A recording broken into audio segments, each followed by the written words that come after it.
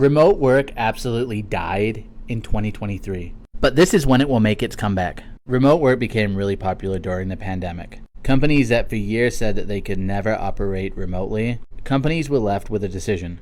Do we allow our companies to go out of business because of COVID restrictions? Or do we allow our employees to work remotely so we can continue business as usual? Of course, you know what they chose. They suddenly said, yes, we can allow most of our employees to work remotely. And really, if you want to figure out whether or not your job can be remotely done, look at how much time you spend on a laptop, in Zoom meetings, or on the phone. The more time you spend on a laptop or on the phone, the more likelihood there is that you can do your job remotely. But the restrictions didn't last that long. In fact, when they were lifted, you would have thought that you would have seen so many companies flooding back to the office right away. But that didn't happen, because it turns out that when you hire remote workers, you can suddenly hire from anywhere in the US.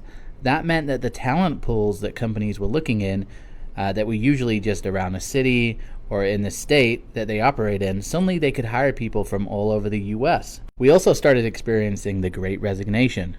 The Great Resignation was essentially a time where a lot of people were leaving their jobs, and there was a lot of open jobs, and it was really, really competitive to find great candidates. One of the first questions most candidates were asking in 21 and 22 was, is this job remote? So to be competitive in the Great Resignation, you had to offer remote work or you just wouldn't even be considered. Fast forward a few years and we hit 2023. In 2023, we started off with some massive layoffs at companies like Amazon, Meta, Microsoft, LinkedIn, and they really continued throughout the year. This means that the job market right now is extremely competitive. There's a lot of talented people that got laid off. Companies aren't hiring as much, meaning when they post a job, they don't really have a problem trying to find applicants. They get lots of people applying, and lots of those people are qualified for the roles. Suddenly, companies realized, hey, we don't need to offer remote work anymore. We can offer hybrid, or even in the office 5 days a week, and we'll still find people that are willing to go in.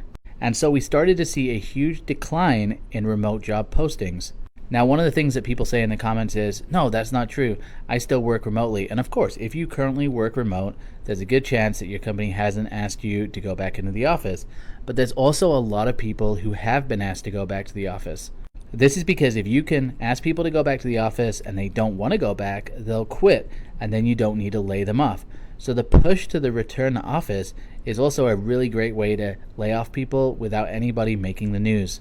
So to the point of this video, when is remote work going to come back? I predict that remote work will come back when we start to see the rise of the candidate market again. So as soon as it gets really competitive for talent, everybody's looking to hire, and it's harder and harder to find candidates, remote work will come back. And most people I talk to who are the top candidates the company want, a lot of them do prefer remote work. Not all of them, but a lot of them do. So as soon as that becomes the norm, we will see remote work come back.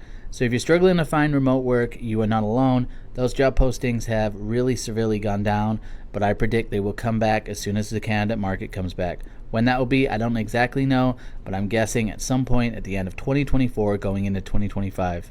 Save this video and share it with me for when I'm either right or wrong in a year.